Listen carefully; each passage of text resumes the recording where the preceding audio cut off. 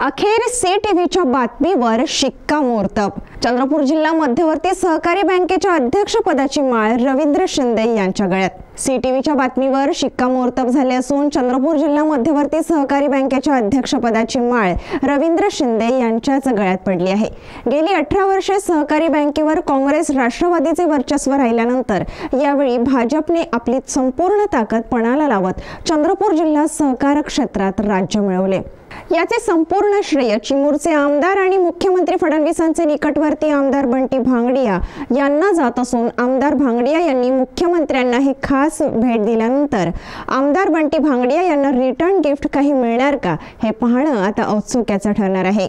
बघूया आतापर्यंत पडद्यामागील झालेल्या घडामोडींबद्दल। स्थानिक स्वराज्य संस्थांच्या निवडणुका तोंडावर असताना चंद्रपूर जिल्ह्यात मात्र चंद्रपूर जिल्हा मध्यवर्ती सहकारी बँकेच्या निवडणुकीत ज्या प्रकारे रणधुमाळी बघावयास मिळाली त्यावरून येणाऱ्या निवडणुकांचा कल कसा असेल याचा अंदाज बांधता येईल। काँग्रेस पक्ष आणि भारतीय जनता पक्ष यांच्यातील कलगीतुरा या निवडणुकीत चांगलाच रंगला। उमेदवारांची पळवापळवी, मतदारांची पळवापळवी यामुळे उतू गेलेला घोडे बाजार हा या निवडणुकीचा आकर्षणाचा केंद्रबिंदू ठरला। काल परवापर्यंत एकमेकांना पाण्यात पाहणारे नेते गळाभेट करताना दिसले। काँग्रेस पक्षाचे अनेक उमेदवार भाजपाने आपल्या गळाला लावले आणि यामागील कारणही तसेच दडलेले आहे। मुळात दिवंगत खासदार बाळू धानोरकर आणि चंद्रपूर जिल्हा मध्यवर्ती सहकारी बँकेचे संचालक रवींद्र शिंदे यांची मैत्री सर्वश्रुत होती। त्यानंतर दोघांमध्ये ठिणगी पडली आणि राजकीय वैर जन्माला आले। बाळूभाऊ धानोरकर यांच्या निधनानंतर हे वैर संपताना दिसत आले।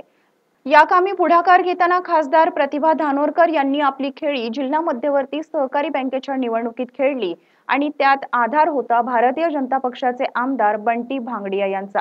भांगडिया, धानोरकर, रवींद्र शिंदे अशी युती बघत असतानाच नेमका उलटफेर झाला आणि प्रतिभा धानोरकर आणि विजय वडेट्टीवार यांची एकी नजरेस पडली। त्यामुळे जिल्हा मध्यवर्ती सहकारी बँकेत कोणाची खेळी आणि कोण बळीचा बकरा असा संभ्रम निर्माण झाला।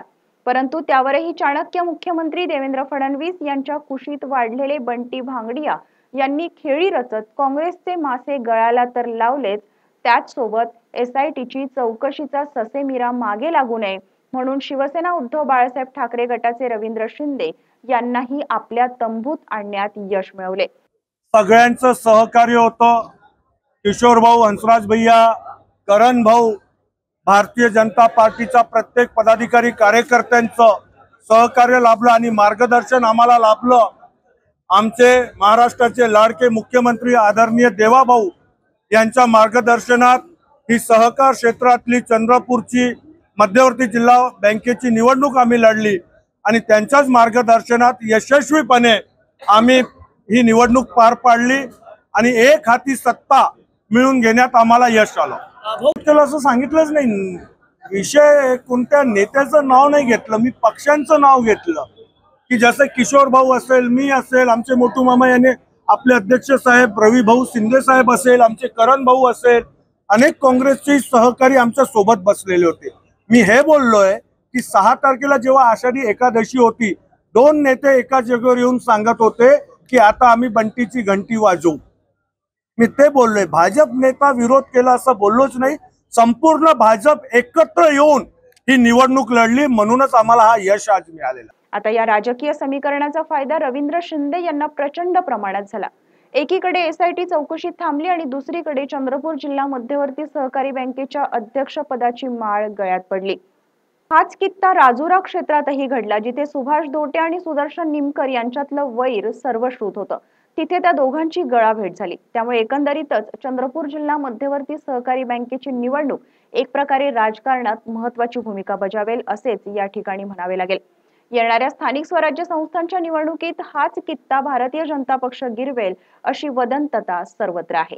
त्यामुळे एकीकडे काँग्रेस पक्षाचे धाबे दणाणलेले आहे, तर दुसरीकडे अस्तित्वात नसणारा शिवसेना पक्षही या राजकारणामुळे हतबल झालेला दिसत आहे आणि याचा फटका भारतीय जनता पार्टीला येणाऱ्या निवडणुकीत बसणार हे नक्की असतानाच भारतीय जनता पार्टी आपल्या कार्यकर्त्यांना कसं बळ देते हे बघणे औत्सुक्याचे ठरेल। सत्ता आली आहे। गेल्या अनेक वर्षांमध्ये बँकेच्या छबीवर अनेक वेळा डाग लागले, काही संचालक जेलमध्ये गेले, घोटाळा देखील नोकरीचा गाजला, नोकर भरतीचा। अशा वेळी काय जबाबदारी आहे तुम्हाला अध्यक्षपदाची? बँक ही सदृढ आहे, बँकेमध्ये जे जे यांनी भ्रष्टाचार केला त्यांची नैया पार मी स्वतः संचालक या नात्यानं केली. हे सगळं काळ्या दगडावरची रेख आहे आणि आपल्याला सुद्धा माहीत आहे, हे सर्व रेकॉर्डवर आहे. कारण सभागृह चालत असताना बँक हित जोपासण्याचं काम आम्ही मागील 20 वर्षापासून मी आणि माझे सहकारी करत आहोत. जे दोषी दोष करतील त्यांना सजा देण्याचं काम आमचं आहे. कारण शेतकऱ्याची बँक आहे आणि यापुढे ही बँक प्रत्येक शेतकऱ्यांना समान वागणूक, इथे कुठे ऊस नीच राहत नाही आणि शेतकऱ्याच्या विकासाचं काम आम्ही या बँकेमार्फत करू. हा याकरता असतो या ठिकाणी भारतीय जनता पार्टीच्या विचाराचे एक संचालक मंडळ या ठिकाणी निवडून आलं आणि या संचालक मंडळाच्या अध्यक्ष आणि उपाध्यक्षपदी रवींद्र शिंदे आणि डोंगरेजी यांची निवड झाली. त्याचा एक भारतीय जनता पार्टीचा कार्यकर्ता म्हणून विशेष आनंद या ठिकाणी. रवींद्रजींनी सांगितलं की या निवडणूक होत असताना अनेक घडामोडी घडल्या. भैया आमची इच्छा अशी होती चंद्रपूरच्या सर्व जे 5 आमदार आहेत आम्ही 5ही आमदारांनी मिळून भारतीय जनता पार्टी म्हणून आम्ही या निवडणुकीला सामोरं जावं. परंतु काही लोकांच्या मनामध्ये कुणी सत्तेवर जाऊच नये ही भूमिका होती आणि त्यांनी वेगळी भूमिका घेत या ठिकाणी या उर्वरित पदांसाठी त्यांनी विरोध करत काही संचालक त्या ठिकाणी दिले आणि अशा वल्गना झाल्या. या ठिकाणी याच्यानंतर जर होईल एवढंच नव्हे, इतर नेत्यांसोबत संगनमत करून आलेली मेजॉरिटी त्या दिवशी आपण निकाल लागला त्या दिवशी 11 होते आणि मग काही संचालकांना फोन करून सांगितलं की आम्ही या भारतीय जनता पार्टीच्या याच्यात नाही आहे. फोटो होते त्यांना सांगितलं का तुम्ही फोटो काढून टाका, त्यांना सांगा.